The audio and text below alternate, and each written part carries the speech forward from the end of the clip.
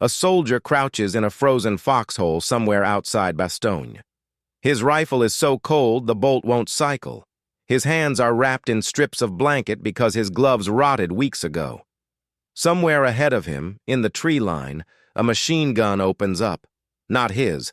The doctrine he memorized in training says to fix bayonets and advance by fire and maneuver. But doctrine was written by men in warm offices. Out here, survival is dictated by one thing and one thing only: what you are holding in your hands, and whether it still works.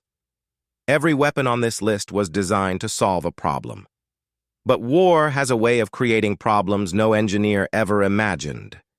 These are 15 infantry weapons that didn't just fight the war. They bent its direction. Number 15. The Lee Enfield No. 4, the rifle that refused to die.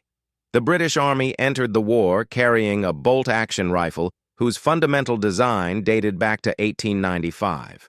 Military planners knew semi-automatic rifles were the future. They knew rate of fire would matter. And yet the Lee Enfield stayed, not because it was the best option, but because the British Empire simply could not afford to replace it. Factories were already running at capacity.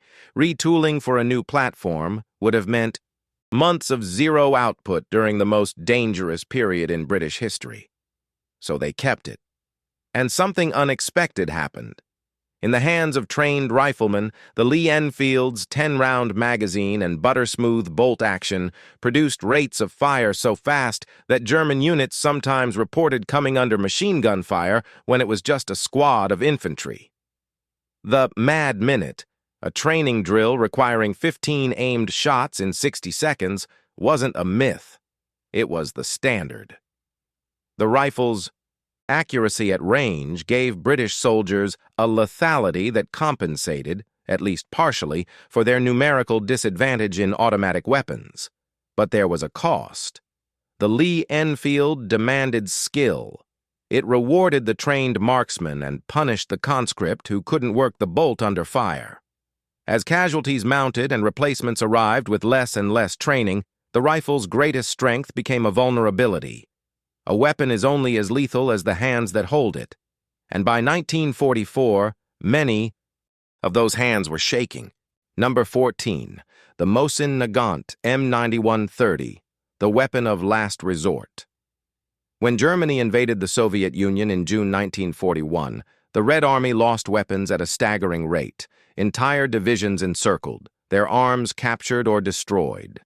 The Soviets needed a rifle that was cheap, simple, and could be manufactured by workers who had never held a gun, let alone built one.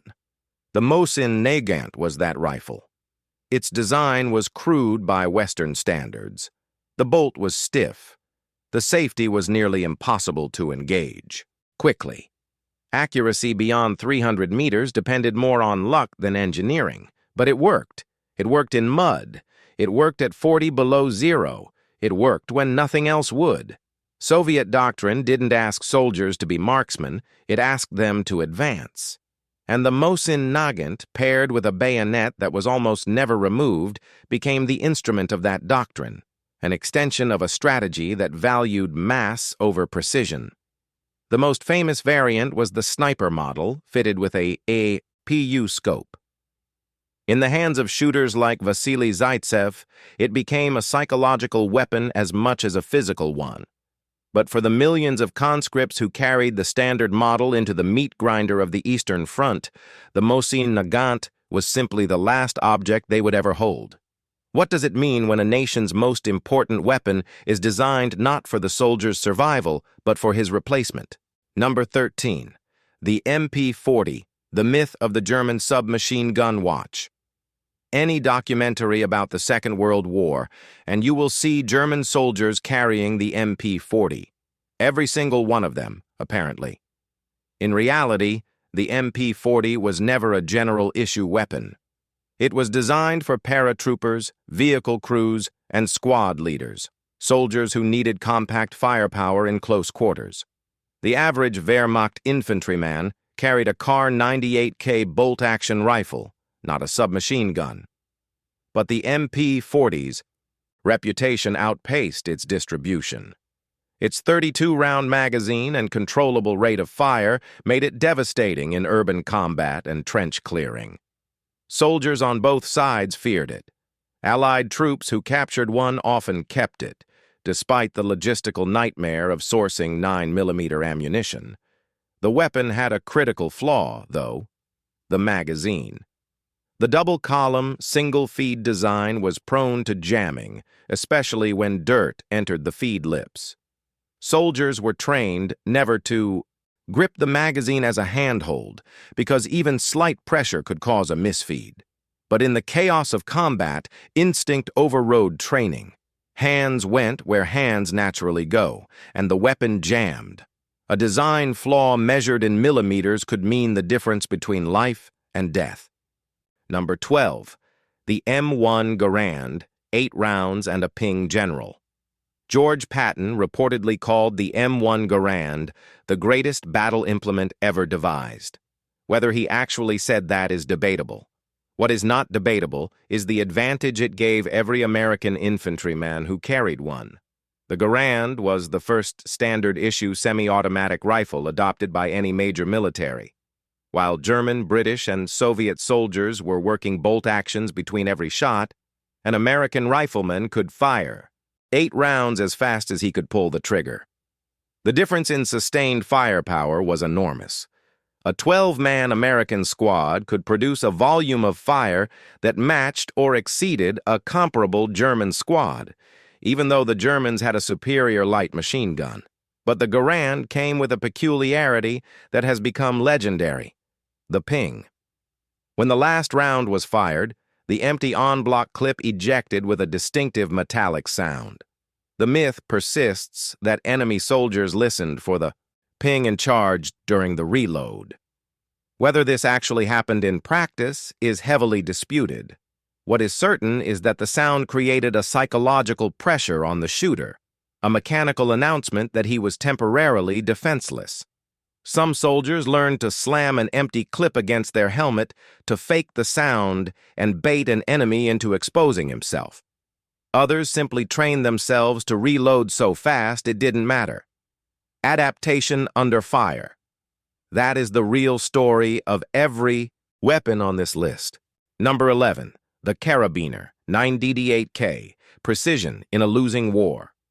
The Kar 98K was the backbone of the German infantry. Accurate, reliable, and beautifully machined, a reflection of a military tradition that prized craftsmanship. But by 1943, craftsmanship was becoming a liability. Each Kar 98K required skilled labor and quality materials to produce. As Allied bombing destroyed factories and raw materials grew scarce, Germany couldn't manufacture enough of them. The Soviet Union, by contrast, was stamping out weapons by the millions: ugly, functional, disposable. The Kar 98K was a 5-round bolt-action rifle fighting a war that increasingly demanded volume over precision. German doctrine compensated by building squads around the machine gun, with riflemen serving primarily as ammunition carriers and support. The rifle became secondary. The irony is bitter. Germany entered the war with arguably the best-trained infantry in the world, equipped with a superb bolt-action rifle.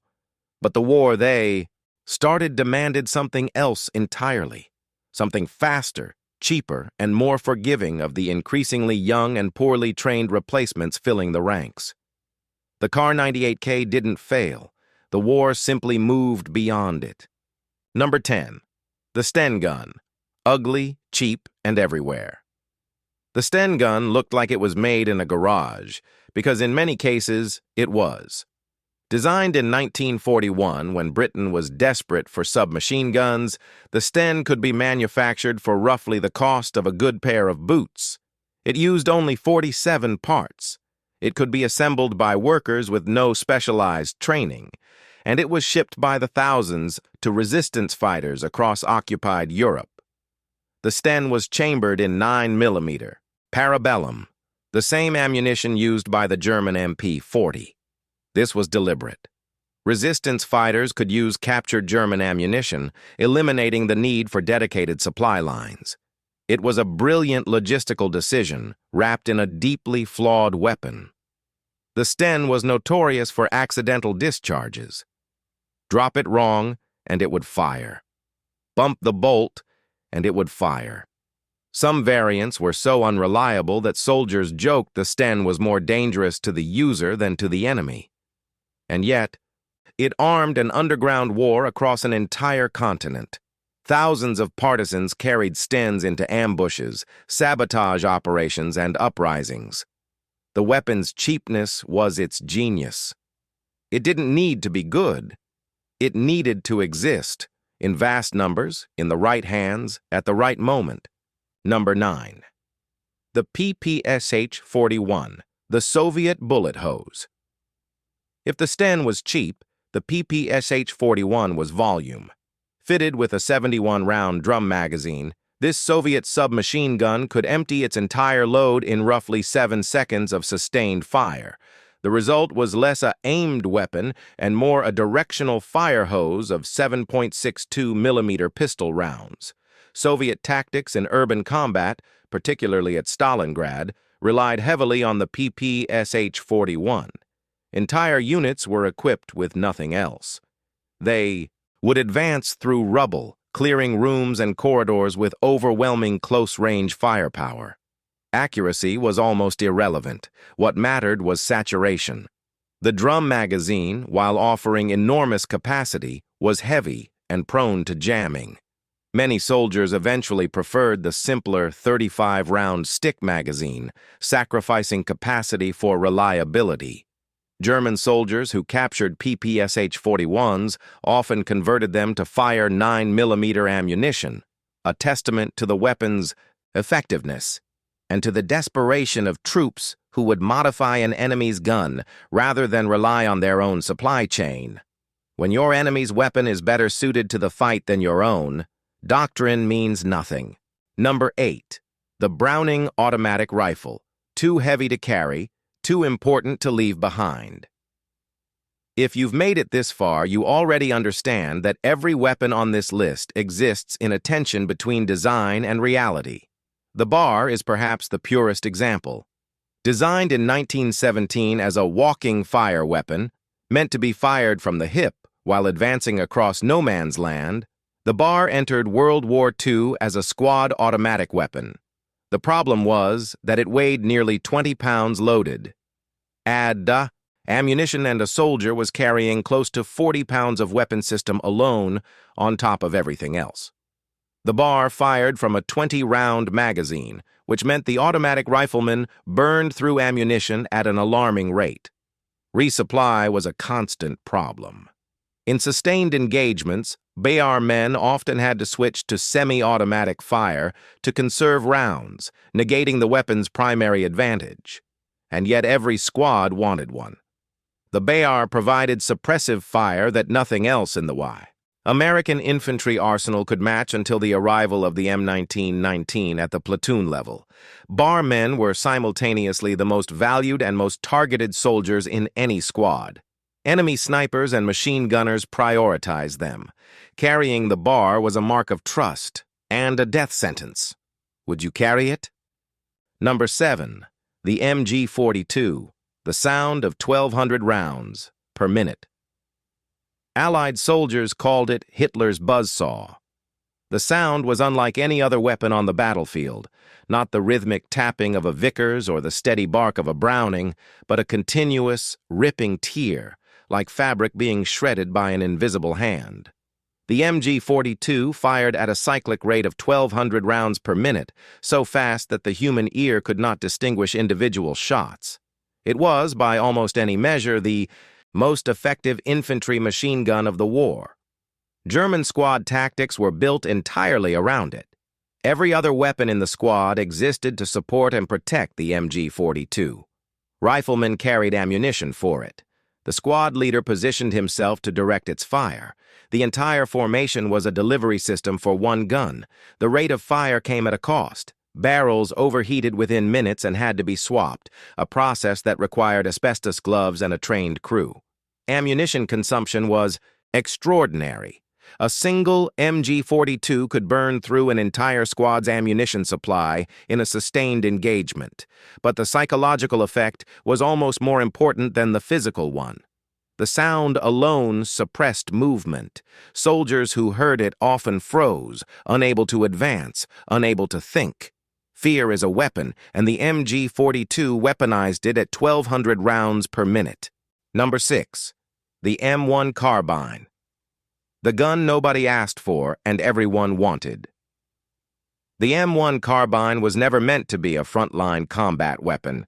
It was designed to replace the pistol for officers, drivers, artillerymen, and other rear echelon troops who needed something more effective than a sidearm, but lighter than a full rifle. It fired a .30 caliber round with roughly the energy of a Magnum pistol cartridge, far less powerful than the Garand's .30-06, and yet the M1 carbine became one of the most produced American weapons of the war, with over 6 million manufactured. Soldiers loved it.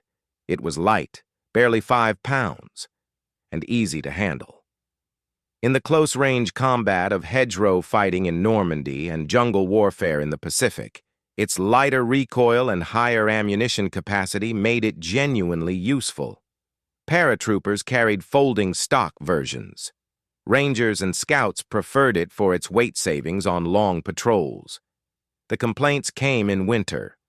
In the Battle of the Bulge, soldiers reported that the carbine's lighter round lost effectiveness in extreme cold.